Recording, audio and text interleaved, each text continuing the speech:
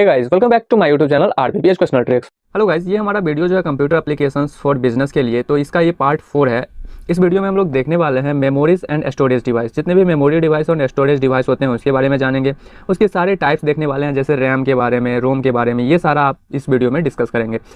उसके बाद हम इसमें देखेंगे एचडीडी क्या होता है, सीडी क्या होता है, डीवीडी, पेन ड्राइव, ये सब क्या होता है, इसके बारे में हम इस वीडियो में देखने वाले हैं। तो सबसे पहला टॉपिक हमारा है मेमोरी एंड स्टोरेज डिवाइस। ये मेमोरी और स्टोरेज डिवाइस होता क्या है, मतलब कि जहाँ पे हम डाटा को स्टोर करके रखते हैं, वैसा डिवाइस जिसमें डाटा को, इन्फॉर्मेशन को स्टोर किया जा सके, उसे कहा जाता है मेमोरी और स्टोरेज डिवाइस। यहाँ देख लेते हैं, memory and storage device are used in computer for keeping the enter data and instructions through the input device.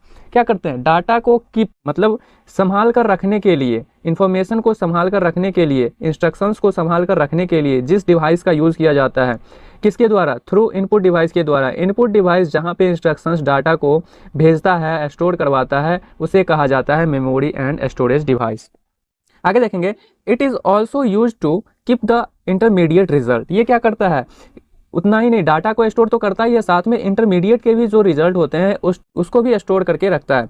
Due to execution process, जब प्रोसेस हो रहा होता है उस डाटा का, तो उस टाइम भी उसको स्टोर करके रखा जाता है। As well as the final result, जो उसके बाद फाइनल रिजल्ट आता है आफ्टर प्रोसेसिंग के बाद, is also keeped in it, उसको भी ये संभाल कर रखता है, स्टोर करके रखता है। आगे है टाइप्स ऑफ मेमोरी और स्टोरेज डिवाइस। तो सबसे पहले हम टाइप की बात करें तो मेमोरी एंड स्टोरेज डिवाइस दो टाइप्स के होते हैं, एक होता है प्राइमरी और एक होता है सेकेंडरी। क्या होता है, एक प्राइमरी होगा जिसको फर्स्ट मेमोरी कहा जाता है, और दूसरा होगा सेकेंडरी, ठीक है, जिसको सेकेंडरी मेमोरी कहते हैं। अब प्राइमरी मेमोरी में दो टाइप के मेमोरी होते हैं, एक होता है रैम, एक होता है रोम। आपने नाम सुना होगा रैम और रोम का, फ़ोन में भी आपने सुना होगा कि फ़ोन में 4 GB रैम, ठीक है, 128 GB रोम। तो इस तरह से ये भी एक मेमोरी होता है, तो यही रैम रोम के बारे में आगे बात करेंगे। अब रैम भी यहाँ पे दो टाइप के होते हैं, डी रैम और एस रैम। डी मतलब डायनेमिक, एस मतलब स्टैटिक रोम, ठीक है। आगे है रोम। तो रोम भी 3 टाइप्स के होते हैं, पी रोम, ई रोम और ई रोम। इसको पी रोम, इसको ई इसको ई पी रोम भी कहा जाता है, ठीक है, इसको ई पी रोम एंड इसको कहा जाता है ई पी ईपी रोम, ठीक है। तो ई रोम या फिर ई रोम, या फिर आप इस तरह से कह सकते हैं पी रोम, ईपी रोम और ईपी रोम, यहाँ पे पी और यहाँ पे भी इसके ऊपर में पी।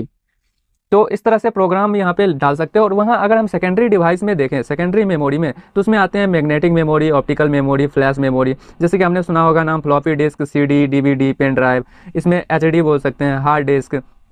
तो ये सारे मेमोरी के टाइप्स हैं, हम एक एक करके अलग से पढ़ेंगे ताकि आपको अच्छे से समझ में आ जाए। अभी बस आप इतना याद रखिए कि मेमोरी 2 टाइप्स के होते हैं, एक होता है प्राइमरी मेमोरी एंड एक होता है सेकेंडरी मेमोरी। आगे देखते हैं इंटरनल और प्राइमरी मेमोरी क्या होता है। प्राइमरी मेमोरी को ही इंटरनल मेमोरी भी कहा जाता है, तो आप इसमें कन्फ्यूज नहीं होना है आपको, आप इंटरनल मेमोरी को प्राइमरी मेमोरी कहेंगे।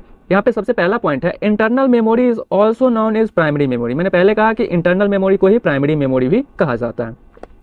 Primary memory is volatile in nature. Primary memory का जो नेचर होता है ना, वो वोलाटाइल होता है, ठीक है। उसके बाद है it design look like a Honey comb. ये जो होता है ना, इसका डिज़ाइन जो किया हो जाता है वो होता है किसके तरह, हनी कॉम्ब के जैसा, ओके। उसके बाद अगला पॉइंट है that has many small compartments. इसमें जो होता है ना, बहुत सारे कंपार्टमेंट्स होते हैं। These compartments are individually known as cell और मेमोरी सेल। इसमें जो बहुत सारे कंपार्टमेंट्स होते हैं उसको हम लोग किस नाम से जानते हैं, सेल के नाम से या मेमोरी सेल के नाम से, okay. These cells are recognised by unique built address. ये जो सेल्स होते हैं ये रिकॉग्नाइज होते हैं unique built in address that can not be change, जिस एड्रेस को चेंज नहीं किया जा सकता है, ओके।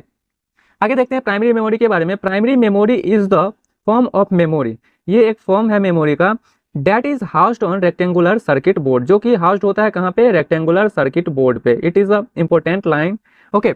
तो आप देख सकते हैं यहाँ पे मैंने पॉइंट बाय पॉइंट इस तरीके से लिख दिया है ताकि आपको समझने में कोई भी दिक्कत ना हो। आगे है a special slot is provided over the motherboard. Motherboard पे क्या होता है, एक स्पेशल स्लॉट प्रोवाइड किया जाता है for plugging of this rectangle circuit board. ये जो सर्किट बोर्ड प्राइमरी मेमोरी होता है ना, प्राइमरी मेमोरी को मदरबोर्ड पे इनबिल्ड करने के लिए, ठीक है, एक स्पेशल टाइप से क्या किया जाता है, यहाँ पे प्रोवाइड करा दिया जाता है स्लॉट, ओके, ताकि यहाँ पे हम रेक्टेंगल सर्किट बोर्ड में इसको क्या करें, इंस्टॉल कर सके। उसके बाद अगर हम देखेंगे प्राइमरी मेमोरी, तो प्राइमरी मेमोरी जो होते हैं 2 टाइप के, एक होता है रैम और दूसरा होता है रोम, ठीक है। रैम क्या होता है, रैम मतलब रैंडम एक्सेस मेमोरी, वहीं पे रोम मतलब रीड ओनली मेमोरी। आगे देखेंगे रैम के बारे में। RAM stands for random access memory, randomly जिसको एक्सेस किया जाता है, okay. It is read and write memory, ये जो है ना ये रीड एंड राइट मेमोरी भी कहा जाता है इसको। RAM enables user to write and read information for this memory, इस मेमोरी में यूजर क्या कर सकता है, राइट भी कर सकता है एंड रीड भी कर सकता है इन्फॉर्मेशन को। Okay, it has a facility to random access, मैंने पहले कहा रैंडम एक्सेस कर सकते हैं, तो रैंडम एक्सेस फैसिलिटी भी ये देता है, तो ये भी एक लाइन हो गया आपका। It is a volatile memory, ये एक वोलाटाइल मेमोरी है। Any information will erase when computer power is turn off, ये हमें तभी रन करेगा जब कंप्यूटर ऑन रहेगा, जब भी आपका कंप्यूटर ऑफ होता है तो इसमें जितने भी इंफॉर्मेशन डाटा हैं सारे क्या होंगे, डिलीट हो जाएंगे।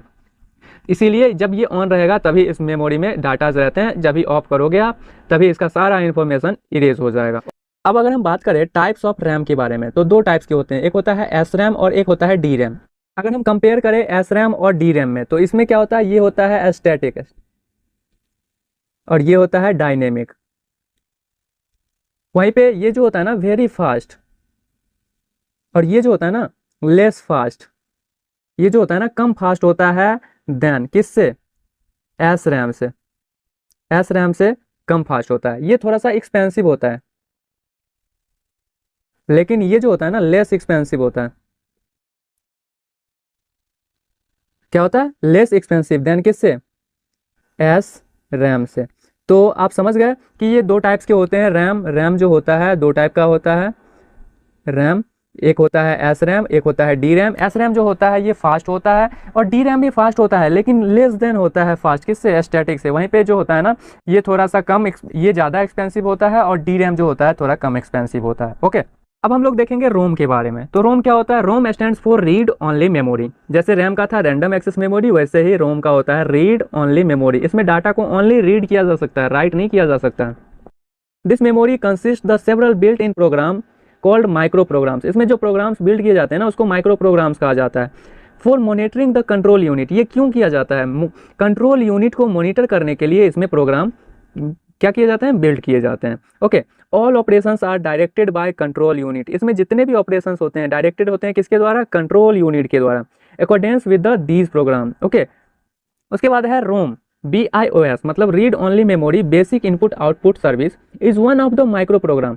ये जो है ना रोम बायस, इसको ये क्या है ना, one of the micro programme, एक माइक्रो प्रोग्राम है used for monitoring basic computer operations. Computer के जितने भी बेसिक कंप्यूटर ऑपरेशंस होते हैं उसको मॉनिटर करने के लिए रोम क्या किया जाता है, बिल्ड किया जाता है प्रोग्राम। ओके, अब अगर हम बात करें रोम के टाइप की, तो रोम जो होता है ना ये भी तीन टाइप के होते हैं, एक होता है पी रोम, एक होता है EP रोम और तीसरा होता है EEP रोम। तो ये जो पी रोम होता है, पी मतलब प्रोग्रामेबल, EP मतलब होता है इरेजेबल प्रोग्रामेबल और EEP मतलब electrically erasable programmable. P ROM क्या होता है, तो पी रोम स्टैंड फॉर क्या होता है, programmable read only memory. Okay, the user do not have the authority to manipulate और firmware at the customize the system. इसमें यूजर के पास कोई ऑथोरिटी नहीं होती है डाटा को फर्मवेयर को मैनिपुलेट करने का। ओके, पी रोम में फॉर कस्टमाइजेशन के लिए they have to convert the programs into micro programs. अगर आपको क्या करना है, कस्टमाइजेशन करना है डाटा को, इन्फॉर्मेशन को, तो आपको क्या करना पड़ेगा, कन्वर्ट करना पड़ेगा प्रोग्राम को माइक्रो प्रोग्राम्स में। ओके, स्टोर देम इनटू रोम, फिर रोम में स्टोर करना, फिर हेल्प द पी रोम के हेल्प से। ओके, अब हम अगर देखें EP रोम, तो EP मतलब क्या होता है, erasable programmable read only memory. EP ROM has facility to erase and reprogram the stored information. इसके नाम में ही इसका सारा डिटेल्स छुपा हुआ है, इसमें इरेज कर सकते हैं, रीप्रोग्राम कर सकते हैं जितने भी डाटा इसमें इन्फॉर्मेशन स्टोर्ड है। ठीक है, all this can be done by exposing the chip to ultra violet light. इसमें जो भी किया जाता है ना, जो भी डन होता है वो क्या होता है, अल्ट्रा वायलेट लाइट के द्वारा। क्या, ठीक है, आगे है it is non volatile memory. ये भी एक तरह का नॉन वोलाटाइल मेमोरी होता है। कैन नॉट मॉडिफाई और reprogram it until all current information has been completely erased. ठीक है, इसमें ना मॉडिफाई रिप्रोग्राम नहीं कर सकते हैं, जो करेंटली इन्फॉर्मेशन है जो कम्प्लीटली इरेज्ड किया गया है, जो इरेज हो गया है उसको आप रिप्रोग्राम या फिर क्या कर सकते हो, मॉडिफाई नहीं कर सकते हो। अगला है EEP ROM. EEP ROM stands for electrically erasable programmable read only memory. यह भी EP मेमोरी के तरह ही काम करता है।